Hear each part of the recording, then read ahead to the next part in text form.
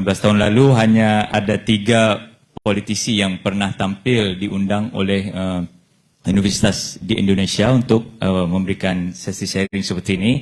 Biasanya Tun Dr. Mahathir, kemudian Pak Anwar Ibrahim, dan saya bersyukur ada Datuk Seri Amaruddin sebagai tokoh muda yang diundang. Mudah-mudahan 5 tahun lagi bisa menjadi orang penting, entah menteri atau Perdana Menteri. Namun yang saya ingin tanyakan adalah karena kita ada susul galur di sini. Saya juga dari almarhum Bapak dari Jawa, Pekalongan. Saya mau tanya ke Datuk Seri, kira-kira apa yang akan dilakukan dengan bercermin dari Indonesia gitu? Karena Datuk Seri kan cukup mengenali Indonesia gitu kan. Terus pertanyaan kedua ke Pak Didik. Ya, saya dari Malaysia. Ya, Kelate Sakti. 2006. Sorry? Oh, bukan. Mungkin ada lowongan. Apa yang kita boleh belajar daripada Indonesia? Sudah pasti kita dibangunkan dalam naratif dan juga suasana yang sedikit beda. Dan perbedaan itu telah memberikan dampak dan kesannya pada hari ini ataupun sebelum ini. Indonesia kan dibangunkan dengan ide-ide besar. Ia dibangunkan dengan kata-kata yang kukuh dan kuat dan besar. Dengan satu pengungkapan yang dipanggil dalam pengisytiharan kemerdekaan ataupun proklamator kemerdekaan yang telah dibuat oleh Soekarno. Malahan kalau kita tanggapi dan lihat dengan rinci debat perlembagaan konstituente, ya. Perdebatan itu pernah dianggap sebagai satu perdebatan yang sama standar dengan penghasilan revolusi Perancis kalau tidak salah saya. Ya. Saya rasa wajar diterbitkan semula kepada warga dan penduduk Indonesia dan juga Malaysia untuk lihat. Juga kita tengok pujangga baru, Sultan Takdir Ali Syabana, kemudian Sultan Takdir Ali Syabana sempat ke Universiti Melaya untuk mengajar dan sebagainya. Tetapi Malaysia, sebagaimana yang disebut tentang Pak Presiden sebentar tadi, ya, ia juga tidak dibangunkan dengan tidak kurang idenya, tapi tidak dikeluarkan dengan landasan-landasan besar dan juga tidaklah melalui perdebatan dan perbincangan. Akhirnya apa yang cuba diselesaikan, dibangunkan di Malaysia di peringkat awal ialah konsensus dan juga saling tolak ansur. Kalau kamu ada orang Cina, orang India, kamu berikan kerakyatan, kamu boleh buka sekolah, tetapi orang Melayu, orang Islam, wajar jadi pemerintah dan pentadbir. Kita kena kekalkan dalam konstitusi, agama rasminya itu Islam. Melayu sebagai teras dalam perlembagaan ataupun dalam konstitusi kita. Dan ini beda sekali kita dengan Indonesia. Di Indonesia, Islamnya itu berkembang dengan sangat mengakar. Dengan pesantren, kiai dan juga tok-tok guru yang ada di bawah. Malaysia juga ada, tetapi dia tidak berkembang. Tetapi dia diinstitusikan di dalam kerajaan. Malahan ada di dalam konstitusi kita, Islam dan Melayu, itu siapa yang menjadi Melayu Islam, dia otomatik jadi Melayu. Walaupun asalnya orang Tenggua. Jadi dia berkahwin dengan orang Islam, dia layak untuk dapat Melayu.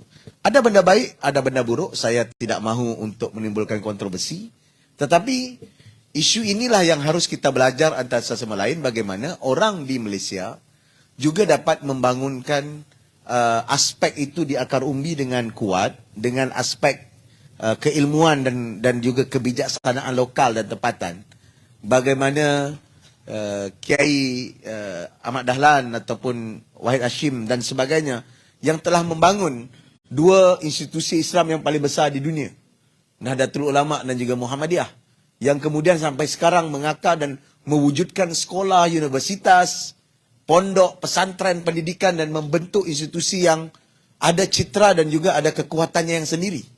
Malahan baru-baru ini kalau sebahagian pemikir sama ada di Muhammadiyah dan NU saya tahu maju pula dengan mewujudkan pandangan tentang Islam Nusantara. Ya, kita boleh agree, kita tidak boleh agree. Tetapi itu bagaimana kekuatan itu dibangunkan dengan karya-karya keilmuan dan juga kebijaksanaan lokal. Tetapi di Malaysia, kita menginstitusikan dengan government ataupun dengan kerajaan. Dan itu sedikit sebanyak harus di-exchange. Kan saya sebutkan tadi itu exchange. Ya kadang-kadang kalau kita terlalu banyak untuk melayan dan berbincang tanpa tidak melakukannya, akhirnya kita akan lambat untuk melakukan kemajuan. Tetapi kalau kita laju terus dan menutup telinga untuk mendengar kritik ataupun mendengar pandangan-pandangan yang berbeda, ya nanti akhirnya kita akan buat stadium runtuh, buat rumahnya ambruk atau roboh. Itu banyak sekali dulu sebelum ini. Jadi ini yang selalu disebut oleh Datuk Seri Anwar Ibrahim. Jangan kita membangun, di saat kita membangun, kita meruntuhkan. Ya, kita bangunkan rumah yang agam, bangunan yang hebat, mall yang besar, tetapi kemanusiaan itu diruntuhkan dan ditanam. Jadi titik keseimbangan inilah yang sebenarnya sangat penting untuk kita buat, dan aspek seperti wasatiyah, keseimbangan, kesederhanaan itu harus diketengahkan di dalam citra dan pandangan kita, dan aspek itulah yang harus ada di antara kedua-dua negara, yaitu di Malaysia.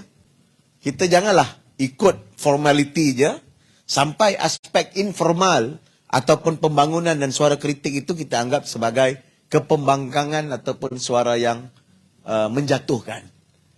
Itu penting. Apatah lagi saya jadi kerajaan sekarang. Bertahun-tahun saya jadi oposisi. Enaknya oposisi, kata aja apa-apa. Tapi bila jadi kerajaan, nak buat apa orang bising, kita juga marah. Jadi bagaimana kita meletakkan diri kita, ini untuk saya dan juga untuk kita yang jadi kerajaan.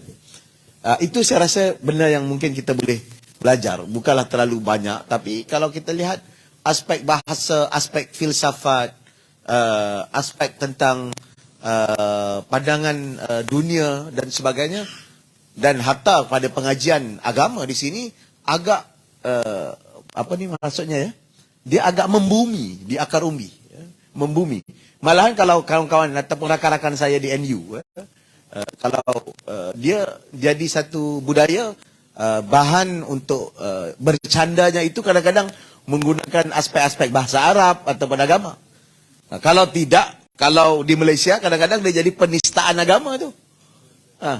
Padahal kalau di pesantren-pesantren NU yang ada di sini, itu hanya bahan candaan harian. Kan? Begitu ramahnya mereka dengan agama, sehingga tidak ada masalah, malahan ia menjadi pengingat. Menjadi aspek. Aspek-aspek mereka bercanda dengan kitab-kitab lama dan sebagainya. Dan itu bagaimana ia membumi. Dan saya rasa itu yang harus dipelajari. Supaya orang Malaysia ini, hatinya itu lebih ramah. Walaupun mulutnya itu peramah, tapi hatinya itu kena ramah. Jangan cepat koyak. Kalau di Malaysia bahasanya koyak.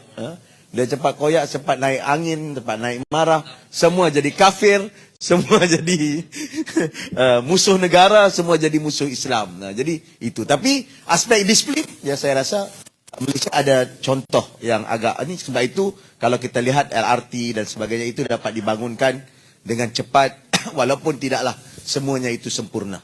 Itu saya rasa soalan pertama.